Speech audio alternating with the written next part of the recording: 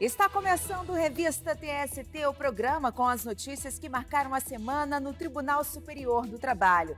Veja o que preparamos para esta edição. Justiça Comum deve julgar ação sobre irregularidades em Sindicato de Servidores Públicos Estaduais.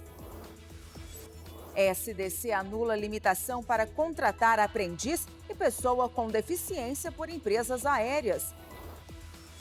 E veja também a sessão de encerramento do ano judiciário no TST.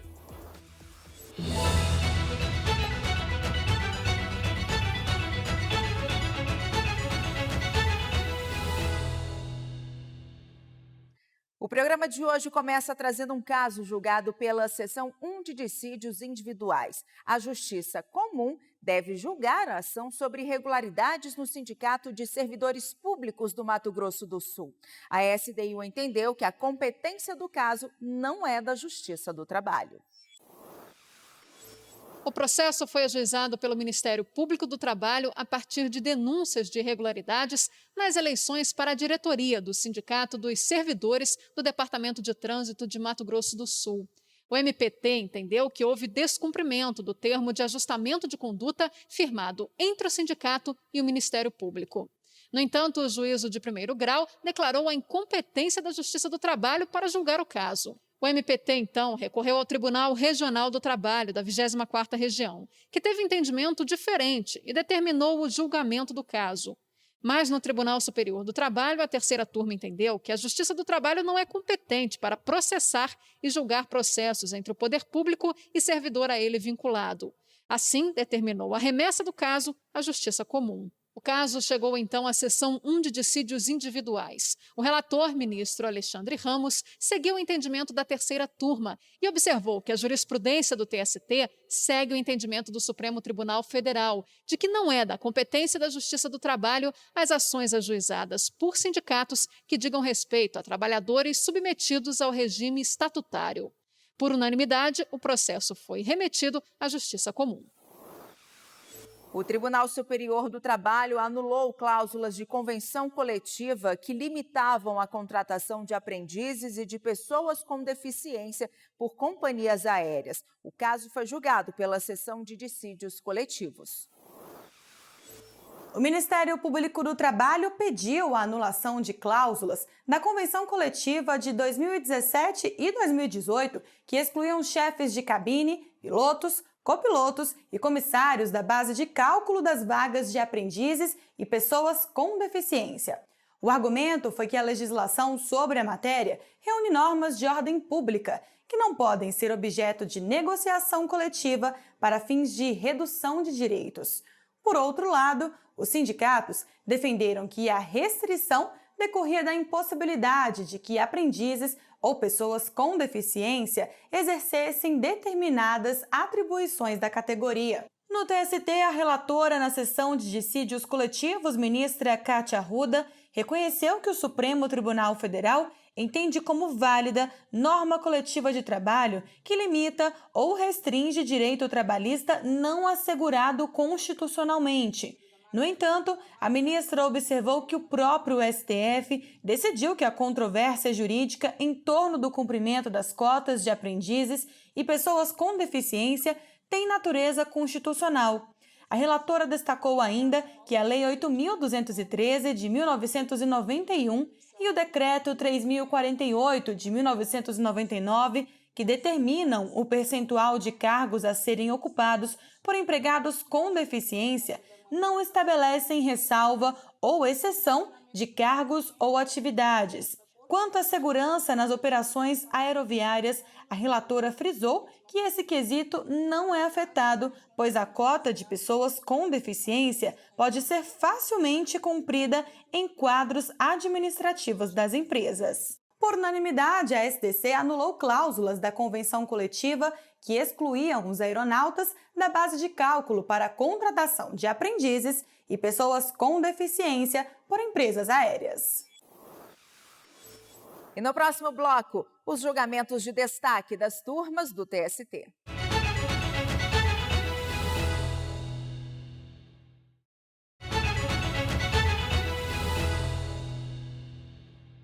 Estamos de volta e vamos fazer um giro pelas turmas do TST e conferir julgamentos de destaque. Eu começo o giro de notícias pela terceira turma, que negou o pedido de adicional de insalubridade a uma agente de saúde comunitária do município de Salto do Pirapora, no interior de São Paulo.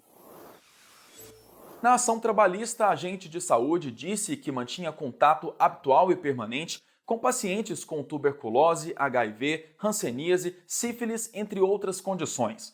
Contou também que trabalhava em ambientes úmidos, com mofo, infectados por piolhos e resíduos de pombos. Por isso, recorreu à Justiça do Trabalho para reivindicar direito ao adicional de insalubridade. O juízo de primeiro grau negou o pedido. Mas o Tribunal Regional do Trabalho da 15ª Região em Campinas reformou a sentença para condenar o município. O TRT entendeu que ficou demonstrado por perícia que a agente tinha contato habitual e permanente com materiais e pessoas portadoras de doenças infecto-contagiosas. Assim, para o regional, ela teria direito ao adicional de insalubridade, conforme previsto no anexo 14 da norma regulamentadora número 15 do extinto Ministério do Trabalho. O município recorreu e o caso chegou ao Tribunal Superior do Trabalho. O relator na terceira turma, ministro Alberto Bresciani, avaliou que a decisão do TRT violou o item 1 da súmula 448 do TST. De acordo com o verbete, não basta a constatação da insalubridade por meio de laudo pericial para que o empregado tenha direito ao adicional. É necessário também que a atividade seja classificada como insalubre na relação oficial elaborada pelo extinto Ministério do Trabalho. Assim, por unanimidade, a terceira turma do TST negou o pedido de adicional de insalubridade reivindicado pela agente de saúde. A segunda turma reconheceu a um representante de uma empresa oftalmológica de São Paulo o direito a horas extras, apesar dele fazer trabalho externo. A turma entendeu que havia meios de controle indireto da jornada do empregado pelo celular. O empregado disse na reclamação trabalhista que cumpria a jornada das 7 da manhã às 8 da noite, de segunda a sexta-feira, com meia hora de intervalo, e que o trabalho era controlado pelo celular, uma vez que ele usava o aparelho para dar baixa nas visitas realizadas. A empresa, no entanto, argumentou que o representante cumpria trabalho externo e que não havia como comprovar a jornada alegada por ele.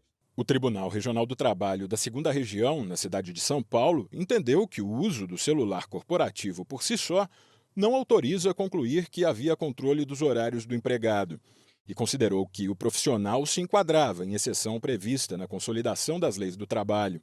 Assim, ele não teria direito à hora extra. A norma do artigo 62 da CLT destina-se aos empregados que executam serviços externos e não se submetem ao controle de horários, por não se mostrar passível de controle e gerenciamento por parte da empresa. Mas a relatora do recurso de revista do empregado na segunda turma do Tribunal Superior do Trabalho, ministra Maria Helena Malman, entendeu que não é necessário o controle efetivo de horário pelo empregador para afastar o enquadramento na exceção prevista na CLT. De acordo com a relatora, basta a possibilidade de fazê-lo, ainda que indiretamente. A ministra observou que a inserção de celulares na rotina de trabalho é um avanço indiscutível, com reflexos na qualidade e no controle das tarefas do empregado. E concluiu que o fornecimento do celular pela empresa é compatível com o controle da jornada, ainda que indireto. Por unanimidade, os ministros entenderam que o empregado tem direito de receber as horas extras. Eu encerro o giro de notícias com a 8ª turma. Uma empregada doméstica obteve o reconhecimento de vínculo empregatício com dona de casa de praia. No processo, a empregada disse que trabalhava 5 vezes por semana quando os patrões estavam na casa de praia. Em época de alta temporada, afirmou que trabalhava todos os dias e recebia o salário mensalmente. Em defesa, a patroa alegou que a profissional apenas prestava serviços em períodos específicos e que recebia o salário diariamente ou semanalmente. O Tribunal Regional do Trabalho da 9ª Região, no Paraná, reformou a sentença que havia julgado improcedente o pedido da empregada. No entendimento do TRT, ficou comprovado que a prestação de serviços se dava de forma contínua e que a empregadora não conseguiu comprovar que a relação de trabalho era eventual. A dona da casa de praia recorreu ao Tribunal Superior do Trabalho. No recurso, disse que o regional havia errado ao decidir com base em prova testemunhal, porque, segundo ela, a própria empregada havia confessado situação contrária. A patroa afirmou que o TRT se valeu de depoimento sem credibilidade para impor a condenação e desconsiderou o fato de que ninguém morava na casa. Mas o recurso da empregadora não pôde ser analisado pela 8ª turma, em razão da súmula 126 do TST, que impede a reanálise de fatos e provas em instância extraordinária. Segundo o ministro Brito Pereira, para ser possível desacreditar o depoimento da testemunha da trabalhadora, a fim de prevalecer os depoimentos das testemunhas da dona da casa, seria preciso amplo reexame de provas. O ministro observou também que o Tribunal Regional foi enfático ao reconhecer a continuidade da prestação de serviços em 4 passagens distintas da decisão, após examinar minuciosamente as provas do processo. Dessa forma, ficou mantida a decisão regional que reconheceu o vínculo de emprego. O TST divulgou o calendário oficial de 2021. Nele estão as datas das sessões de julgamento, feriados, recessos e eventos institucionais. Para baixar o calendário, acesse tst.jus.br. E depois do intervalo, a sessão de encerramento do ano judiciário no TST.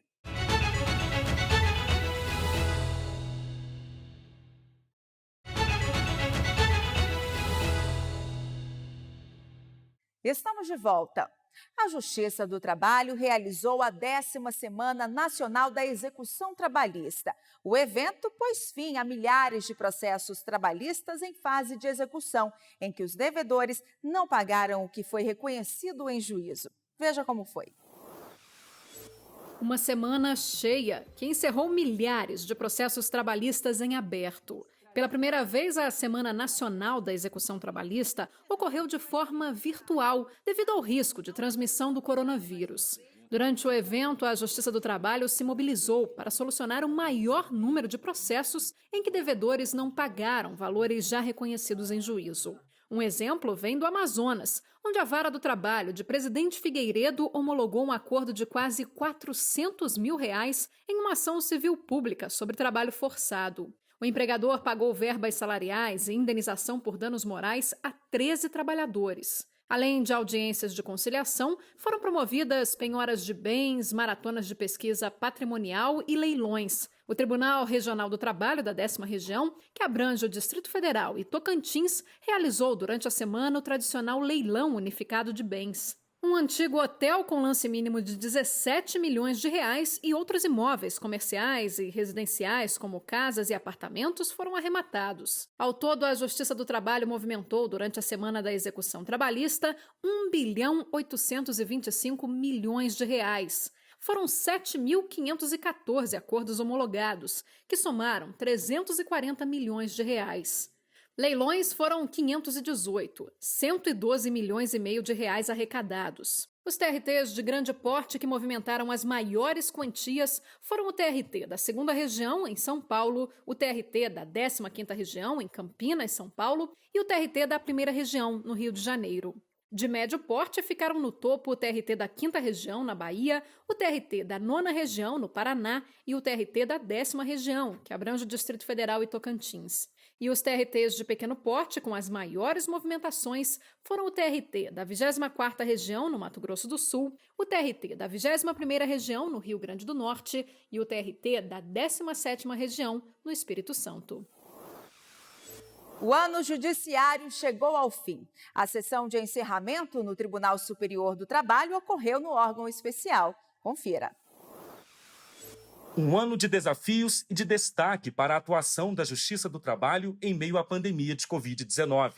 Na sessão de encerramento do ano judiciário, a presidente do Tribunal Superior do Trabalho, ministra Maria Cristina Peduzzi, saudou a presença de todos e agradeceu o empenho e a dedicação durante as atividades remotas, que inclusive contribuíram para o aumento da produtividade, apesar da pandemia. O receio, de que o trabalho remoto impactasse negativamente em relação à produtividade, felizmente foi superado. Em 2020, o TST julgou 4% a mais do que no ano anterior. Então, nesse sentido, pode-se dizer que a metodologia, né, do trabalho remoto, né, tem se destacado como uma experiência bem-sucedida. A presidente também destacou que 2020 foi um ano de melhorias e investimento em sistemas. No âmbito do TST, este ano foi dedicado a identificar pontos de melhoria do sistema e correção daqueles que se fizessem necessários para que o PJE possa atender plenamente às demandas de ministros e servidores. Tanto o sistema quanto o gabinete eletrônico, o plenário eletrônico e a secretaria eletrônica sofreram desenvolvimentos significativos para os usuários, de modo a assegurar uma transição tão suave quanto possível para todos. Sobre o sistema PJE Calc, desenvolvido para realizar cálculos trabalhistas e trazer confiabilidade e agilidade ao processo de liquidação de decisões trabalhistas, a presidente anunciou alterações. As mudanças foram implementadas a partir de preocupações da advocacia trabalhista em relação à utilização do sistema por usuários externos. Que a utilização do PJE Calc será obrigatória a partir de 1º de janeiro apenas para os usuários internos dos tribunais, sendo de uso facultativo para os usuários externos, assim, para os advogados. Trabalharemos para que a ferramenta seja cada vez mais atrativa aos advogados. O Corregedor-Geral da Justiça do Trabalho, ministro Aloísio Corrêa da Veiga, destacou as correções ordinárias realizadas telepresencialmente, além dos números de movimentação processual em meio à pandemia. Em 2020, foram realizadas 5 correções ordinárias na modalidade telepresencial, experiência pioneira na Corregedoria-Geral da Justiça do Trabalho. A movimentação processual da Corregedoria-Geral da Justiça do Trabalho nesse período, de 20 de fevereiro até 16 de dezembro, ingressaram na Corregedoria 708 processos, 355 correções parciais, 339 pedidos de providência, 14 consultas administrativas, em comparação com o ano de 2019, que foram recebidos 305 processos, houve um acréscimo na ordem de 132%. O ministro Ives Gandra destacou a produtividade dos demais ministros e elogiou a atuação da presidência do tribunal durante a crise sanitária.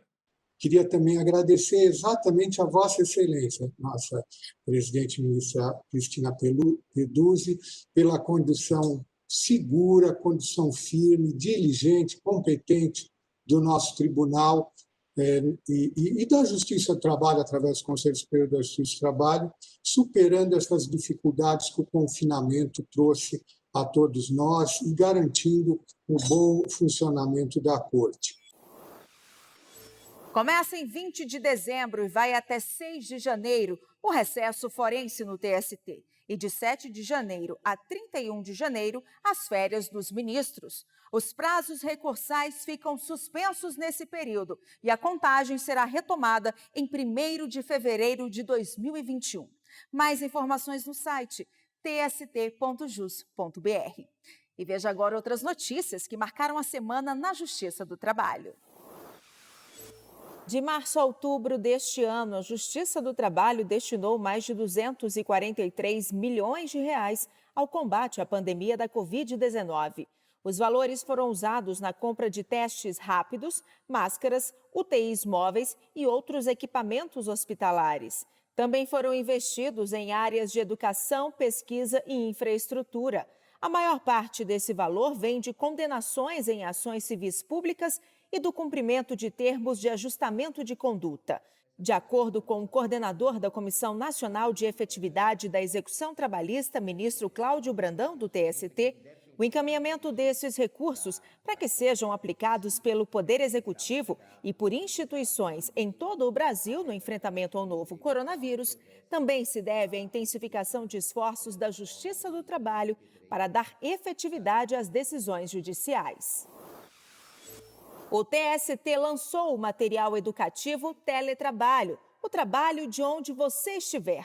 A publicação reúne as principais informações sobre o tema, como definições, direitos, vantagens e desvantagens, além de dicas de saúde, ergonomia e tecnologia. A publicação oferece ainda um breve panorama do teletrabalho no Brasil em 2020, quando houve ampla adoção dessa modalidade de serviço como medida de prevenção à Covid-19. De acordo com a presidente do TST, ministra Maria Cristina Peduzzi, a Justiça do Trabalho é pioneira na adoção do teletrabalho no judiciário e acompanha atentamente as mudanças, principalmente por ser o ramo competente para julgar conflitos relacionados ao tema. Segundo a ministra, a publicação irá contribuir para a conscientização da sociedade. O processo judicial eletrônico nas corregedorias vai ser implementado em toda a Justiça do Trabalho até 15 de abril de 2021. O objetivo é que, até lá, todos os procedimentos disciplinares de corregedorias sejam autuados e tramitem pelo sistema. A padronização busca garantir maior transparência, economia, padronização de procedimentos e agilidade na prestação de informações. Em alusão ao Dia Internacional da Pessoa com Deficiência, celebrado em 3 de dezembro, a presidente do TST, ministra Maria Cristina Peduzzi, editou ato para regulamentar a concessão de condições especiais de trabalho para servidores com deficiência ou que tenham filhos com alguma deficiência. Entre elas está a possibilidade de jornada especial ou de teletrabalho. Também como parte das ações pelo Dia da Pessoa com Deficiência, a Comissão Permanente de Acessibilidade e Inclusão e o Núcleo de Acessibilidade e Inclusão do TST realizaram a live Inclua-se, é sobre fazer parte. O evento contou com recursos de acessibilidade como audiodescrição, tradução em libras e legendagem.